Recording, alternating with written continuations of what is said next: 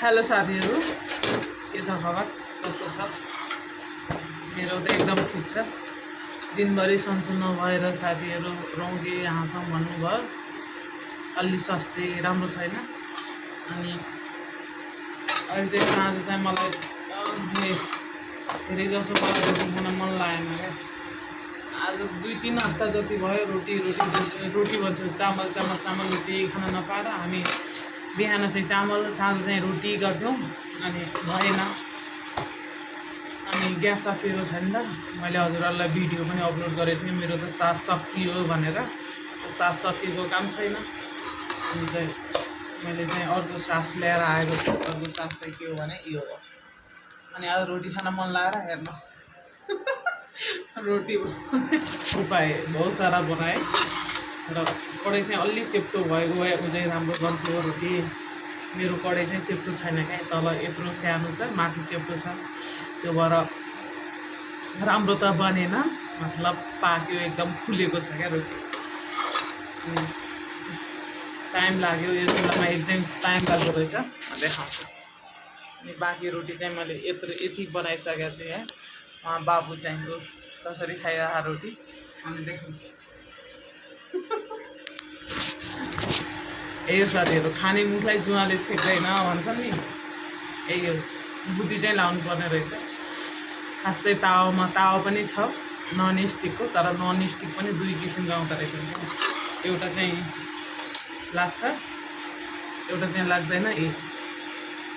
रोटी danger भयो। फेरि म चुलामा कहिल्यै रोटी लाएर पकाउन, तावामै पकाउँछु। एकदम राम्रो सफ्ट रोटी बन्छ मेरो बनाएको। अनि खाने मुखलाई जुवाले छेक्दैन भनेको यही नै हो। के गर्ने, सन्चो थियो न, रोटी खान मन लाग्यो, के गर्ने। भात खान मन लागेन, भात यति धेरै सुबेको बिहानको पनि परेको छ। साँझ बिहान भात गरेर वाक्क बनायो।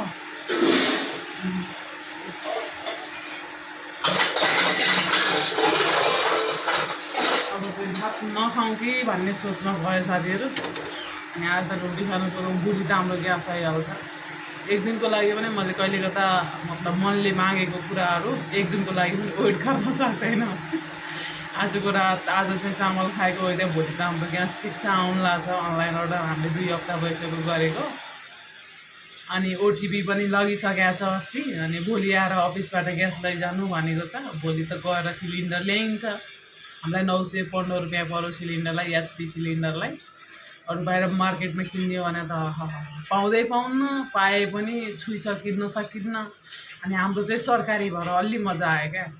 अनि सरकारी पनि हो, अनि त्यसमा हामीलाई 2 महिना पनि चल्छ। यो महिना लग्छौँ। अनि सिस्टम के छ भने यहाँको सरकारको 1 महिना चाहिँ एउटा सिलिन्डर लिन मिल्छ। अनि हामीले यो महिना पुरा हुन बित्तिकै मैले त सोचेको छु अर्को सिलिन्डर पनि लगिहाल्नुपर्छ भन्ने सोचेको छु। किनकि नत्र अहिलेको जस्तै हालत हुन्छ क्या। मैले यो चाहिँ करेन्टबाट बनाउने क्या भन्छन्, यसको नामै पनि थाहा छैन। म चलाउँदै नाम पनि थाहा छैन क्या, इन्डेसन हो कि क्या यस्तै भन्छ। कसैलाई थाहा छ भने कमेन्ट गर्नु। अनि मलाई चाहिँ यो बारेमा थाहा छैन। अनि यो पनि मेरो होइन, मगौती हो, मागेर ल्याएर आएको हो केही दिनको लागि। अनि जो गुजारा चाहिँ चलाइयो है, भोको चाहिँ रह्यो। म त सोचेको थिएँ भोको रहनुपर्छ कि कसैको घर जानुपर्छ कि भन्नु लागेको थियो मुझे। खाँदैनौ सायद यहाँ माथि भएको। अनि सोचेको थिएँ अर्को फालेर आयो न। मेरो छोरीलाई यति राम्रो लाग्छ नि, मेरो छोरीलाई रोटी भयो भने मेरो छोरीलाई अरू केही खाना चाहिँदैन क्या। मैले फेरि रोटी बनाउने आँटो मिच्दाखेरि चाहिँ थोरै नुन हालेर मिच्छु, किनकि टेस्ट पनि हुन्छ, रसिलो पनि हुन्छ। अनि बच्चाहरूलाई त्यत्तिकै खाँदा पनि सजिलो हुन्छ नि त। अनि त्यो भएर मैले थोरै नुन छर्छु, अनि नुनसँग आँटो गुन्छु। त्यस्तो गर्दाखेरि एकदम राम्रो बन्छ। अनि मेरो बच्चालाई केही चाहिँदैन, अलिअलि घिउ लगाइदिए नि भयो, नलगाए पनि त्यत्तिकै खाइहाल्छ। अनि एकदम राम्रो बने रोटी, सफ्ट छ। यस्तो मेरो खाने रोटी नै यस्तो बन्छ। कति भित्र तला हुन्छन्, अनि चाहिँ बाहिर एकदम गोल। जहाँ पनि जुन बर्तनमा नि बनाउन सकिन्छ। चुलामा कहिले ल्याएर रोटी बनाउँदैन। अनि मेरो बुढालाई मन पनि पर्दैन चुलामा लगाएको रोटी। अनि खासमा बुढो भन्दा नि मलाई नि मन पर्दैन, किनकि आदत भइसक्यो नि त। मैले तावामा रोटी पकाएर खानलाई चुलावाला रोटी पातलोवाला रोटी मन पर्दैन, मोटोवाला भित्र एकदम फुलेको अनि पतला पतला मतलब भएको यस्तो रोटी मनपर्छ। अनि आदत राखेर क्या, अनि एकदम राम्रो लाग्छ रोटीहरू। त्यो भएर आज चाहिँ कडाईमा रोटी बनाउने कडाई कत्रो छ हेर्नु न। यो कडाई यस्तो हुनुपर्छ क्या यो चुल्हामा। तावा त छ हाम्रो, तर यस्तो पछाडि यस्तो भएको छैन क्या, राउन्ड छ। राउन्डले गर्दा यो चुलोमा लाग्दो रहेनछ। अनि त्यो भएर आज चाहिँ खाने मिठाई जुवाले छेक्दैन, दिमाग त लगाउनु पऱ्यो। दिनभरि भात खान मन लागेन, त्यत्तिकै भात तरकारी परेको छ। अनि त्यो भएर अनि अहिले रोटी हालौँ यसमा हुन्छ कि भनेर स्टार्टिङ हाल रोटी चाहिँ खासै राम्रो पकाइन, त्यहाँदेखि सुरु त्यहाँभन्दा पछिको रोटी एकदम राम्रो भयो। आज चाहिँ रोटी सब्जी टट्ट खाइन्छ।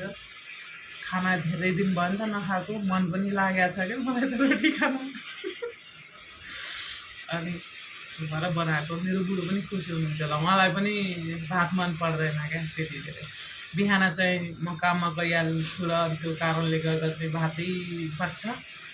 बिहान ठ्याक्क उठ्यो, भात माजा लगायो, बुरुस सुरुस गर्ने जेलसम्म भात पाकिहाल्छ। अनि तरकारी बनायो, काममा निक्लियो, सजिलो हुन्छ। अनि चाहिँ साँझ चाहिँ एकदम टाइम हुन्छ नि त, आफ्नो रातो जति बेला बनायो नि खाए नि हुन्छ नि त। अनि त्यो भएर अनि साँझ चाहिँ रोटी सब्जी बन्छ मेरो घरमा। पहिला आएँ अनि उहाँ पनि रोटी सब्जी नखाएको धेरै दिन भयो। यस्तो ग्यास आयो भने त रोटी खानुपर्छ बिहान पनि हालेर भन्न लाग्नु भएको थियो।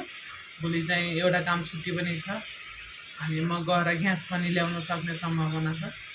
त्यो भएर गएर ल्याउँछु, ल्याएर पनि हामी मेरो बुढो खुसी हुनुहुन्छ, किनकि उहाँलाई भात मन पर्दैन। भातले गर्दा उहाँ एकदम ठुलो भएको नि त, पेट ठुलो छ नि त। मेरो पनि त्यस्तै भएको छ। त्यो भएर भात पराए कमै खाने कोसिस गर्छु। अब बिहान बनाउनै पर्छ, टाइम हुँदैन, नत्र नै टाइम हुन्थ्यो त रोटी खाइन्थ्यो, टाइम हुँदैन। त्यो भएर बिहान भात चल्छ मेरो घरमा। धेरै बोलेँ कि क्या है साथीहरू, त्यसैले मलाई धेरै नबोल्नु, बस यति नै भिडियो। धेरै मान्छेलाई डाउट लाग्छ अरे क्या मेरो भिडियो बनाएको देखेर, रिस उठ्छ अरे क्या। कता कल्ला हल्ला सुनिरहेको छु, रिस उठे पनि फरक पर्दैन हामीलाई। हम स्वतन्त्र हो, जिउने अधिकार हर कसैलाई हुन्छ, आफ्नो इच्छा अनुसार जिउनुपर्छ भन्ने लाग्छ।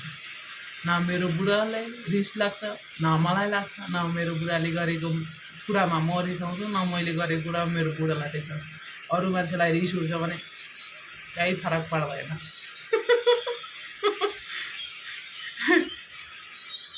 ल ओके साथीहरू, गुड नाइट। साँझको भिडियो है।